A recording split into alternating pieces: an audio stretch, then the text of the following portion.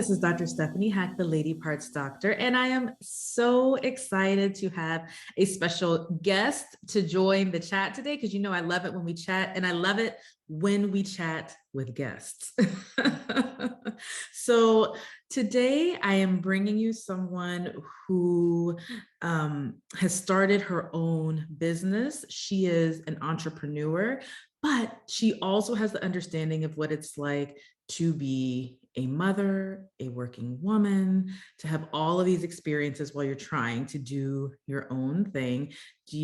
I'll let you say your name.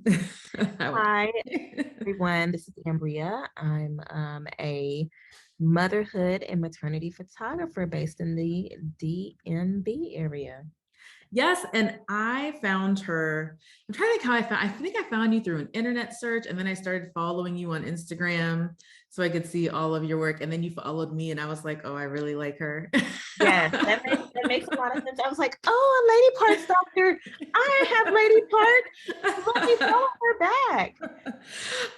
And then how this particular topic came up, what we're talking about today, I did a piece, or I was quoted in a piece for Oprah Daily about rainbow babies. And so I put up an excerpt about the piece that I did, just with some quotes and talking about rainbow babies and miscarriage. And so that she liked it on Instagram and shared it. I love the support. I don't know if I told you that. I feel like I did. We love the support. Yes, and then shared that she also had an experience with rainbow babies, and we were like, oh, we should talk about this. We should talk about it, and we like to talk, so why not talk about that? I think so. I think it's such an important topic. I'm really happy that it's getting more coverage lately, you know, because it used to be something that we didn't talk about. But let's just start with talking about, everyone hears me talk about my journey to motherhood. Let's talk about your journey to motherhood. So what has your experience with motherhood been? Can you talk about, you know, the first time you found out you were pregnant and then subsequent pregnancies? Yes. So I have been a mother for 17, almost 18 years. My oldest child will turn 18 at the end of September. And oh my goodness. Honestly, I'm kind of losing my stuff about it. I love her so much, and it makes me realize that we have grown up together over the past 18 years. Okay. I was a 17-year-old mom. Mm-hmm. And I gave birth to her my senior year in high school. And she was 5 months old at my high school graduation. Subsequently, I started college in the fall, and I just had a lot of love and support around me. But hearing a physician tell me that I was pregnant at 16, that was shocking. It was very shocking for me, but I had a moment of solitude that awakened a woman in me that said, it's time to step into this role. You've got this. You can do anything that you put your mind to, and this child is counting on you. And that you felt the second they told you that you were pregnant, or did that take some time? That was after the freak out. Okay. After I have to tell my mom. What was that like? Oh, telling my mom. I think it's probably a slightly traumatic experience, so I probably have suppressed that memory. That's understandable. But ultimately, she and I have come so full circle on motherhood, our friendship, her support throughout becoming a mom, and she's just seen me blossom. Now I'm a mom of 4, and she loves being a grandmother. She visited over the summer, and the kids and grandma were able to garden and thrift, and she cooked 3 square meals for them every day. They are so spoiled. That's because she's a young grandma. She still has energy. She does have some energy to be and kind of like run around with them a little bit. Yeah. And after Aaliyah, Went to college, and sometimes those first young love relationships fizzle out. That's what happened Mm-hmm. to me. Mm-hmm. But I found my now boo thing, boo thing bae, slash husband, slash friends with benefits, like Luke Uh-huh. Field. He's your I like lover. stuff. Yes, he's I the like lover. that word. And so he and I actually started dating in undergrad my sophomore year. Really? So that's where you met. So that's where we met. Okay. And the other situation had already fizzled out, and we parted ways, and got our lessons in co-parenting, Mm-hmm. as well as legal drama.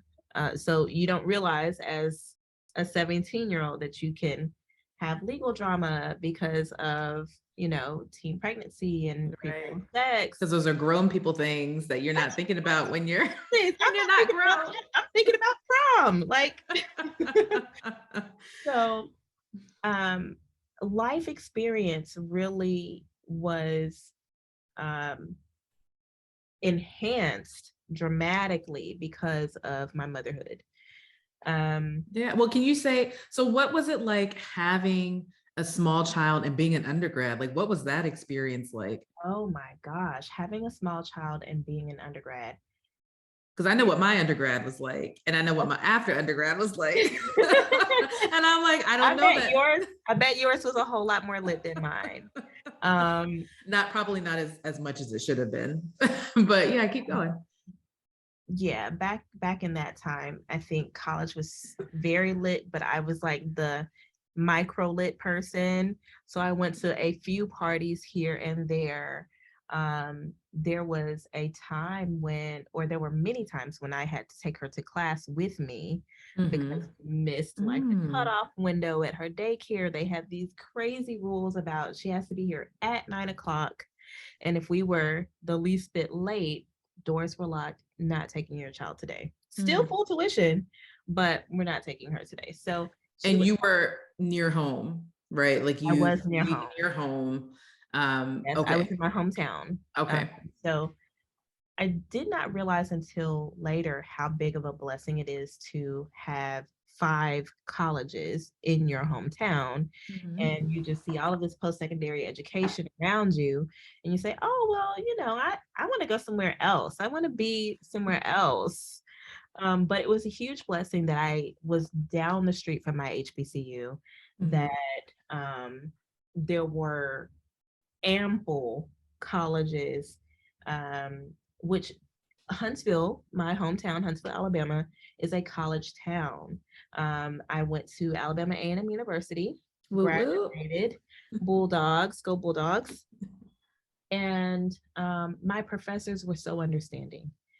My trio special programs directors and support and advisors and counselors, everyone was very supportive. They wanted to see me win. They wanted to see me thrive. That's awesome. Without that type of support, though, you can easily fall into well, I can't do it because I have a kid. Right. I never had that mindset of I can't go to college because I have a kid. I can't finish That's school awesome. because I have a kid. Because you knew you had support. Have a kid. I knew I was going to have support, but come hell or high water, I was going to succeed. So it doesn't matter if you're 30. It doesn't matter if you are 35. It doesn't matter if you are 25. You can still have determination to finish, to thrive, to lead, to jump off and start that business. You can do it. I love that. And so you had Aaliyah, and then what happened in your motherhood journey next? So in my motherhood journey, about 4 years later, there came Brendan.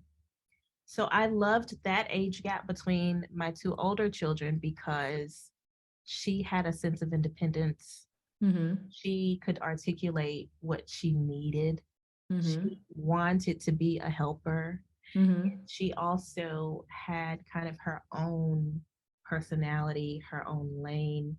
the things that were for Aaliyah. School was for Aaliyah. Pre-K, I'm excited about going to kindergarten, and I'm excited about my baby brother. And she could be excited because she could had be her own thing going She on. had her own thing going on, and they both got to be babies by themselves. Yeah. The second set of kids, which we call our 2.0 kids, they are completely different. They're very, very energetic. They can be, you know how people say, oh, well, my kids are just all over the place all the time. That's the 2.0 kids. Our other children were so chill. Their personalities were very calm. They didn't tear things up.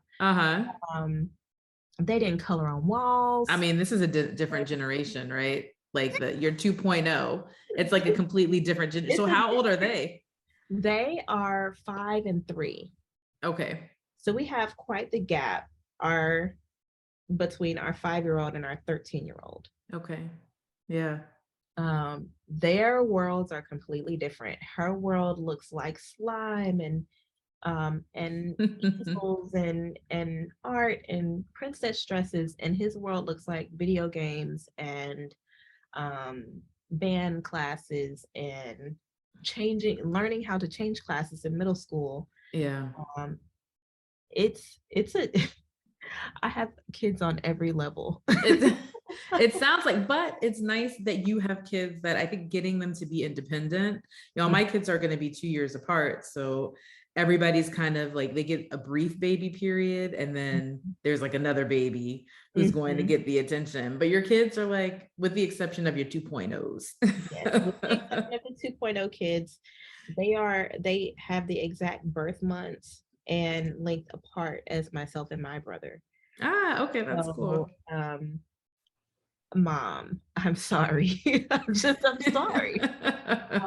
I know when you realize it, like once you become a mother, you're like, oh. You realize, like, oh my God, I still wanted to demand your attention. I wanted to still be all over you. I still wanted, you know, when you think about 2-year-old tantrums and then you have a baby in your arms, and you're like, oh my God. You don't really get it. You don't really get it, I think, till you're a mom and you're in that situation. Do not get it. So where does your rainbow baby experience fall in that? Thank you for asking. So my husband and I, who we were already married at that point. Boothang Bay. Boothang Bay, the guy, the man behind the bumps. I like that. When our son Brendan was a year old, my husband was serving active duty in the Navy, and we were living on different coasts at the time. This circles back to that legal drama that I was talking about, trying to be able to keep our family together as we, you know, fulfill our obligations with the military, but also try to be a cohesive blended family. So when Brendan was a year old, my husband came home for a Christmas visit, Christmas to New Year's, and conceived. I had no idea.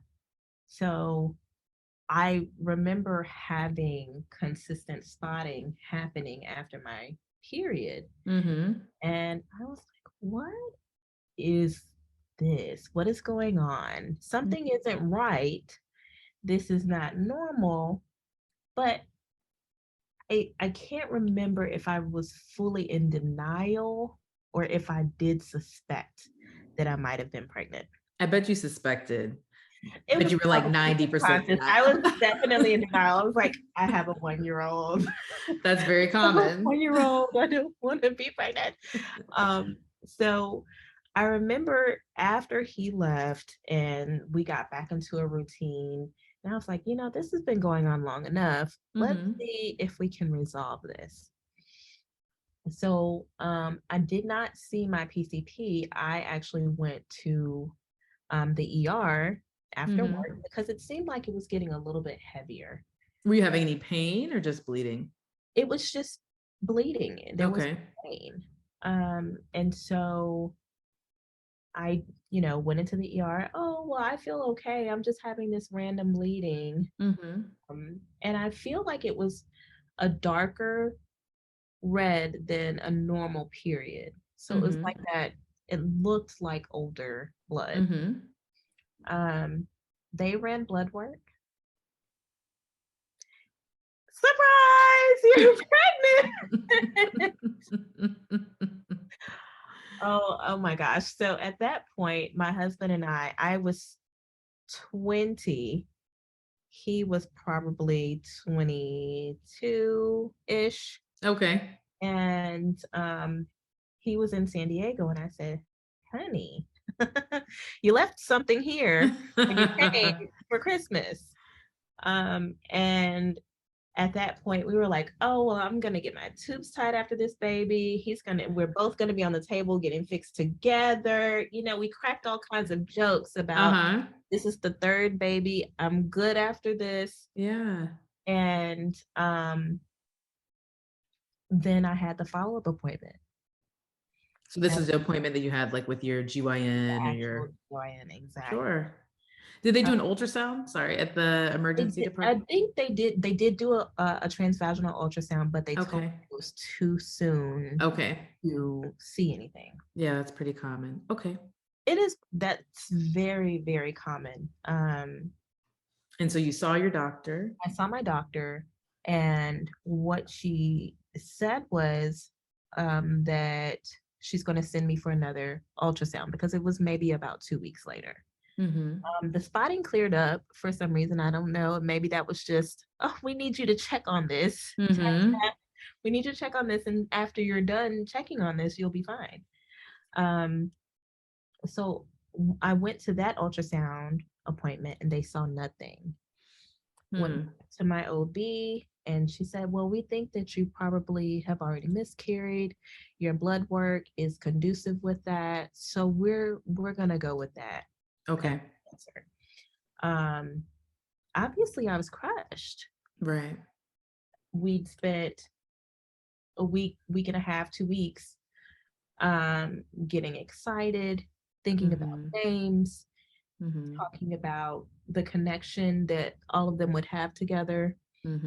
And then, you know, the wind gets knocked out of your sails. And then that's all you can think about. There was a little bit of a relief, but only because we were not all united. We had this big cross-country move that was going to have to happen. Right. And you had a 1-year-old and I had a 1-year-old. A 5-year-old, right? 4. She was still 4. Okay, 1-year-old, a 4-year-old, and a new pregnancy. So yeah, so it's like, oh, less stress, but right, the disappointment and okay. Definite disappointment. And in my mind, the miscarriage already happened. Because they told you that because they told me. They told me it happened. So you came to terms with it, and I came to terms with it. We still, the kids and I flew out to California. We furnished our home. We got our son's first haircut, and then I came back home. And one night I was just chatting with a friend on the phone when I felt this pop in my abdomen. And then all of a sudden I felt lightheaded. I told her I was going to call her back. I called my mom. My mom lived very close by, and I unlocked my door, but I only had the strength to just lay on the floor. She called 911, and I don't remember anything after that. Okay. I remember waking up in the hospital. I remember getting a call from my husband that he was on the way. And the next time I spoke with my doctor, she told me that I'd lost a fallopian tube because of an ectopic pregnancy. So from 911, they took you to the hospital and you had surgery and all of this, and none of this were you aware of. Okay. Yes. So you found, wake up, you've had surgery. Unconscious. Oh my goodness. Other people had to consent for me to Mm. have this treatment, this Mm-hmm. life-saving treatment, because Mm-hmm. I had internal bleeding. Mm-hmm. I had a third of my body's blood volume in my abdomen from Mm. and then ectopic pregnancy that burst the fallopian tube.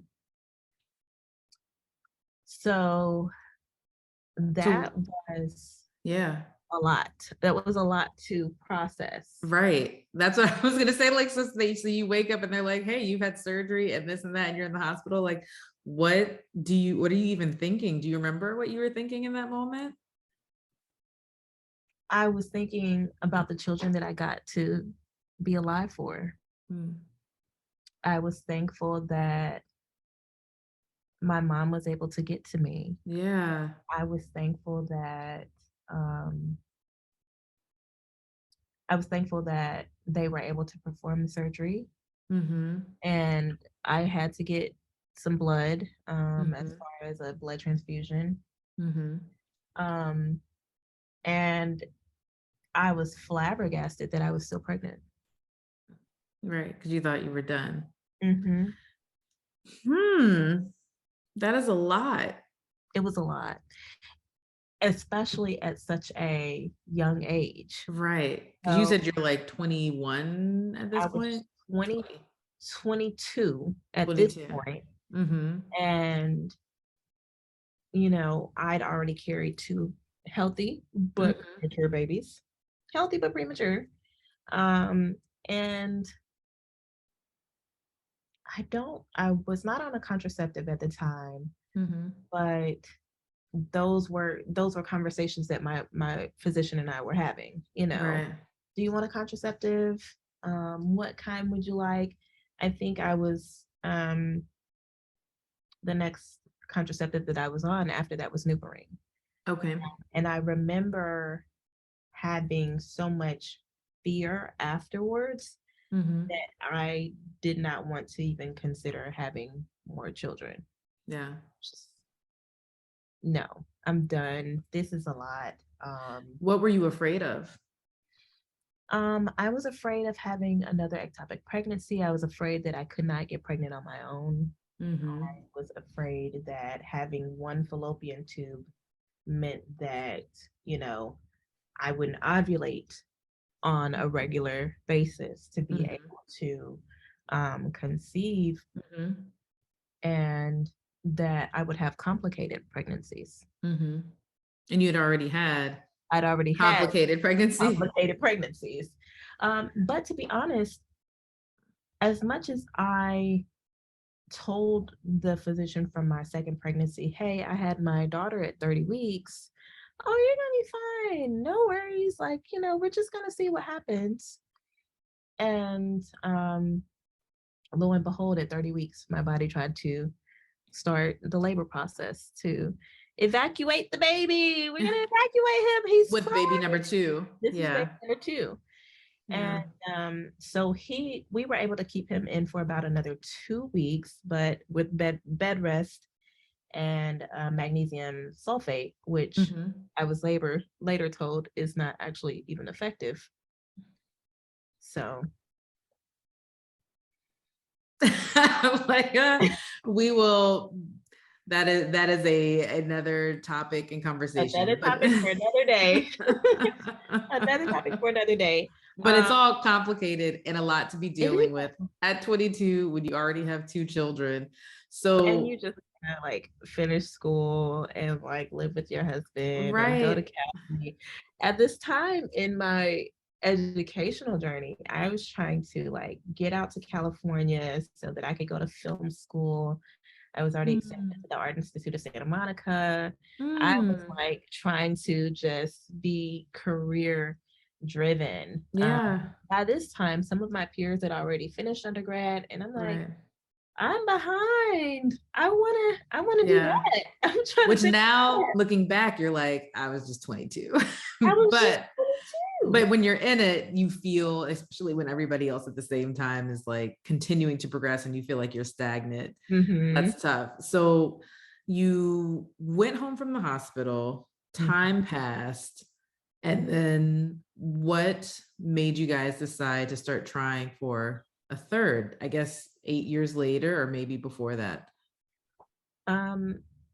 So we'd gone to the West Coast, lived out there for a while. I ended up coming back and finishing at Alabama A&M. So I moved home while I was Okay. on deployment, and that whole thing was definitely orchestrated by God, because I was thinking it. You know, sometimes you think things, but you don't say it Mm-hmm. to your husband, and Mm-hmm. all of a sudden they come up with this bright idea, and you're like, Uh-huh. you know what, God, I see what you did there. I see what you did there. I see how you made him think that he thought this first, but this was really me and you, and I was praying about this. Mm-hmm. Just, went Just ahead and dropped that orchestrating seed. things. Yes, he dropped that seed in his spirit. Mm-hmm. And so when he said, while I'm deployed, you can go home, you can have some support with the kids, you can be around your family. And I told him, while I love that idea, he was like, you can even go back to A&M. Oh, thank you, sir, for permission.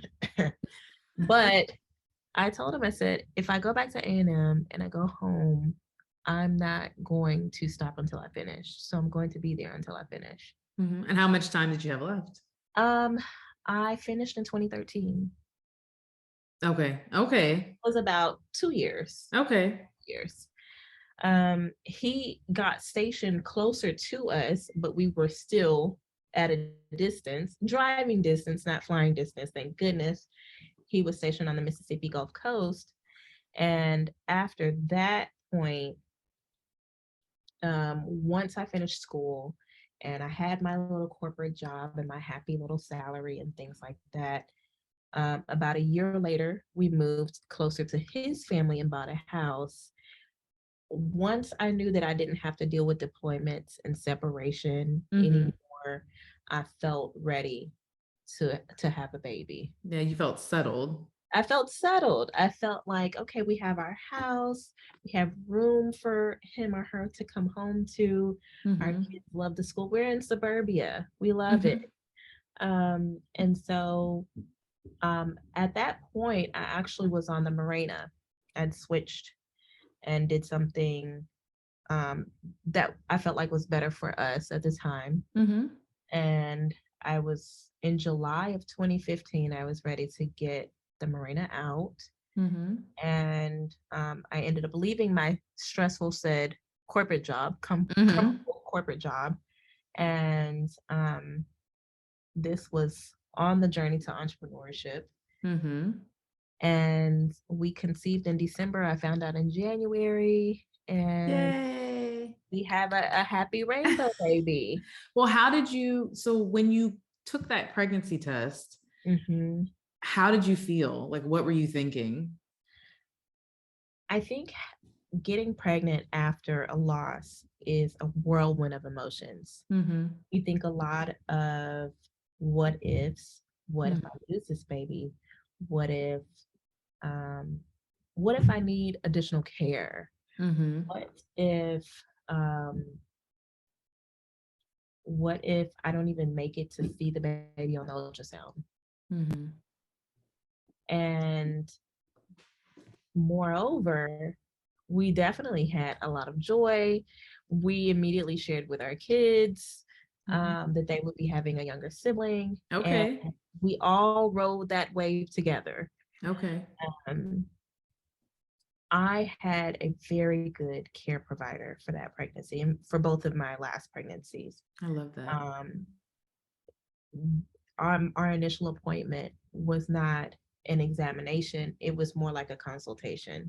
Mm-hmm. So I have your charts, I've read your history. This is the route I think we need to go. And we're going to partner with these doctors to make sure that that happens for you, that you bring your baby home. That's awesome. Was that here? It was in Fairhope, Alabama. And okay, so you were still in Alabama. Okay. I was back in Bama.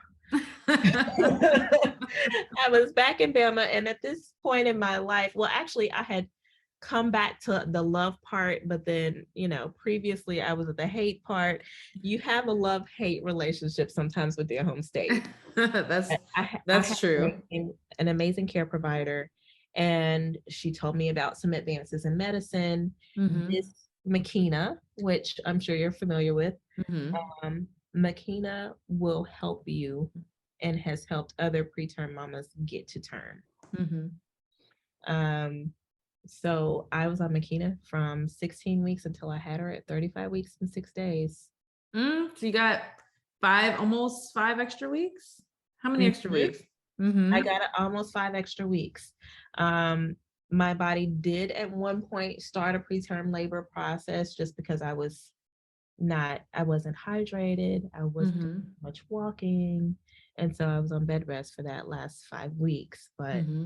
um, she was born a healthy weight, 6 pounds and 11 ounces.